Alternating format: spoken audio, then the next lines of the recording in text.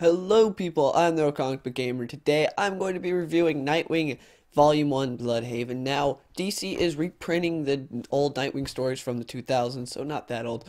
But yeah, it's really nice. I'm glad they're doing it because if you try to look up one of the other Nightwing trade paperbacks that before they started reprinting them, they're pretty expensive for comics. They're like 30 bucks and up. It's not exactly cheap. So now they're reprinting them. Volume 2 comes out later this year, and that's why you see the new DC logo on here. I have a bunch of Nightwing issues, but it's nice to have them in trade. I like having them in collected edition, so I'm glad that DC is doing this. Now let's get into the review. I will be spoiling this book, so spoilers if you have not read it, you've been warned. Now, this book has two separate story arcs in it. It has the first one, which is about, well, it's like maybe 2, 3 issues. The second one is the meat of the book. It's what you really pay for. It's why you buy the book. But yeah, let's get into the first one. So the first one is basically the whole premise is maybe Tony Zuko wasn't the only person behind the Flying Grayson's death. Maybe it was someone else. So you find out that this foreign country sort of had a hand in, well, it implies that they had a hand in what happened to the Graysons because they send an assassin over to kill Dick Grayson to sort of like tie up some loose ends since, you know, obviously he survived and his parents died. So he goes over to this fictional country that the assassin was sent from. They're the ones who hired him. I don't remember the name of the country. I think it starts with a K. But he goes there. He gets captured. Their dictator is this guy that's got a really disfigured face. And he gets thrown in prison to die by being eaten by rats with the prime minister, well, former prime minister. So he talks to the prime minister, and the prime minister tells him pretty much everything and how screwed up this country really is. So what happens is the guy tells him, well, the kid's parents died. He became a leader and became leader of the country, became a dictator. So I happen to have a son that was the same age as him and looked just like him. The only difference was he wasn't disfigured in the face. So he had a surgeon perform plastic surgery on his son, and then he went and he killed the dictator. Where he killed the dictator was Haley Circus, because Haley Circus, you know, travels around the world. They were in that country.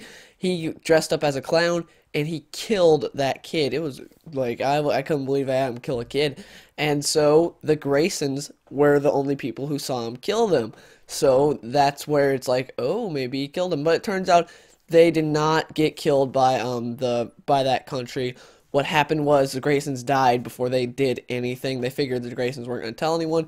And so then the son of the prime minister, he went like all crazy. That's why he threw his dad in jail, and that's why he went after Dick Grayson, because he's like, hey, we need to tie up these loose ends. They know that we were involved in this death of the actual leader. If that came out, that would be bad for our country. So they thought maybe the Graysons told their son Dick about what happened, and so that's why he sent an assassin after him.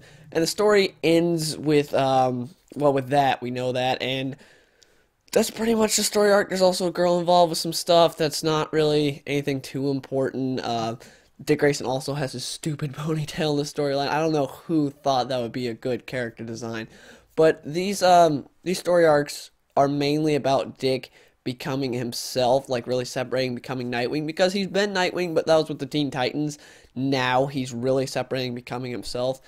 And I like seeing that. Now, the second story arc is written by Chuck Dixon, and the art is done by Scott McDaniel. Scott McDaniel, I like some of his art. Like, he did some good stuff with Green Arrow, but with Nightwing in this, a lot of it, it's hard to tell what's going on. It's just so, like, I mainly blame, I partially blame the colorist, because sometimes he just puts a sort of yellow tint on the art, and it just looks weird. It's hard to tell what's going on sometimes. You just see limbs, and it's like, oh, that's an arm. I don't know what it's doing, though.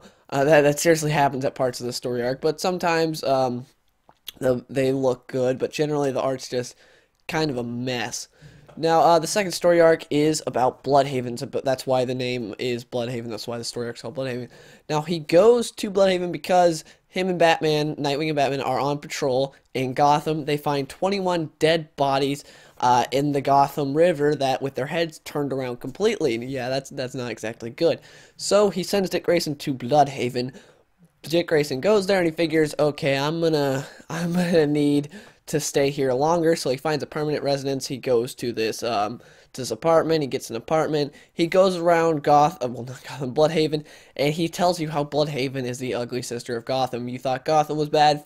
go to Bludhaven, you'll appreciate Gotham a lot more. Just showing you how Bludhaven is worse in every way than Gotham. And one of the reasons it's worse is because it's a free city and the fact that it does not have a vigilante there. So everyone's just trying to take the city. But he's trying to find out who's the real big person, who's the person that murdered all these people, turn their heads around completely backwards. That's what he's trying to figure out the whole time he's there. He ends up finding out some interesting things, like he goes to the police as Nightwing. They try to kill him. What happens is the chief sends Detective Soames. Detective Soames is pretty much a ripoff of John Constantine, without the magic element. He smokes cigarettes, he says lad a lot, he wears, a trench coat, he looks just like John Constantine. He's pretty much John Constantine without being John Constantine. And so that guy is sent to kill Dick Grayson. He takes Dick Grayson out to this landfill, and then he says, "Hey, I'm not going to kill you. I know you have some use to me. I know you're not a bad guy." So Dick Grayson decides to work with Soames. He works with him throughout the book, but he realizes that Soames is not telling him everything he knows. Soames knows a lot more than he does, and every time he mentions Detective Soames to a criminal, they get afraid whenever they hear Detective Soames. So something's not right about this guy. He's not, the good cop. Like he said to Batman, he said, "There's no Jim Gordon here. There's no good cop. Everyone's just corrupt." Now, he's also working here while having an actual job. He gets a job at a pub where it's a cop pub. All the cops come while they're on duty and drink and then just talk about stuff. And he does that so that way he can figure stuff out and hear, whatever they're saying while they're drunk. And he has to balance that out with his Nightwing life, which is very Peter Parker-esque. And it does, I would definitely recommend this book to Spider-Man fans, but it is very Spider-Man-like, and I like that. But the big difference between him and Spider-Man in this is the fact that he's trying to separate from his father figure. Spider-Man's not trying to do that. Peter's not trying to do that, but Dick Grayson is. He's trying to separate from Batman. The whole time he's like, Batman's got millions of dollars, I gotta pay my rent and stuff. I could just call Bruce up, or I could just call him up to come and help me. Bruce even says, "I can be there in 30 minutes, but the whole time he's like, "No, I can't do that." So he follows all these leads. And also, Tim Drake comes down, and that's my favorite issue in the entire book. It was really good. Like, Drake and Dick Grayson just going on patrol, and Tim Drake talking about how they are such different Robins. He's saying, "I wanted to be Robin. I'm fine with being Robin. You want to be a hero. You want to be your own person. I like being Robin."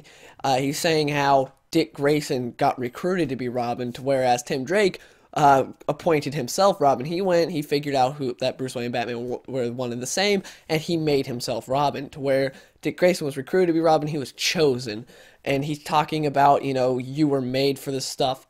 I wasn't really. I chose to because I wanted to, and I'm fine with being Robin, and it's really cool. And Dick Grayson says how he's like the intellectual Robin. And Dick Grayson, and you really do feel sorry for Tim Drake, because Tim Drake's he's not the prodigal son like Dick Grayson, but he's got the know-how. He's a detective, but he even says he's not as good as Dick Grayson, which we see in the book he's not. He almost gets killed by a car blowing up. And then Dick Grayson's like, "Well, you're great on computer," and he says, "But he's got Oracle for that. There's no need for me." And so you really do feel sorry for Tim Drake, because he's kind of caught in the middle. He's just he's there by default. Batman doesn't really need him because, he's got Nightwing, who's the more physical one, then he's got Oracle, who's the one for the computer, and Batman is the greatest detective. So it's where does Tim Drake fit into all this? And I really like seeing that. I really felt sorry for Tim Drake too, but that was the best issue in the book. So Nightwing goes and he finds out that the person behind all this is Blockbuster, who makes himself a main Nightwing villain, and yeah, it's pretty cool. He has this big fight with Blockbuster, who's, his brain's enhanced now, as well, he's always been enhanced strength-wise. And so he has this big fight with Blockbuster, gets the crap kicked out of him. I mean, it's brutal. And so he's about to kill him, turn his head backwards, and then Soames, who, it turns out Detective Soames is working for Blockbuster, tells him, "Don't do that. You will bring the wrath of Batman down here. We can't do that. We're not ready to handle that. We don't have an empire down here yet. We're not ready to handle that." And so they try to plant Dick Grayson somewhere and have these motorcycle guys kill him, because they want Dick Grayson, they want Nightwing to die as if he were on patrol and just doing his hero thing. He needs to die a hero is what they say. Because if Blockbuster kills him, you know, his head's turned around backwards, Batman's coming, and it's not going to be pretty. So they try to have this motorcycle gang kill him, they don't, and the book ends there with Nightwing still there trying to figure out what's going on and them trying to kill Nightwing, so it leaves sort of on a cliffhanger. Also, a big part of the book was Black Mask's gang, False Faces was in the book, and the main guy in the False Face group was the Fox guy, and I really liked seeing him. He was a cool, like, not big villain, but a cool just antagonist for Nightwing to go after. Him and Nightwing had a cool like thing. Also, the best thing he did in the book, he cut Nightwing's ponytail off. Thank God. I don't know. I guarantee you Chuck Dixon and Scott McDaniel had a talk saying we gotta get rid of this ponytail when they took over the Nightwing series, and I'm glad they did. So they had the Fox guy from the False Faces just cut it off during a fight. And I really liked it. He was a cool villain. He was just a cool antagonist, someone for Nightwing to go after. Now, this book is really good. The art brings it down. Like I said, the first story arc art is just kind of throwaway. The second one is better. Scott McDaniel's art is just, like I said, it gets confusing. The writing's definitely really good. Chuck Dixon does a great job. And I would give this book probably an 8, but then maybe a 7.5 because of the art. But if you're just fine with the art, then I give it an 8. But the art it does bring it down a little bit. It's definitely good. I will be reviewing Volume 2 when it comes out eventually. It comes out later this year. I'm really glad DC's reprinting these Nightwing stories. It's awesome. So, yeah, my next review will be this, Night of the Living Deadpool. I will be reviewing that next. And then after that, it's going to be Batman RIP because that was requested. So, yeah, if you enjoyed this video, please give it a like.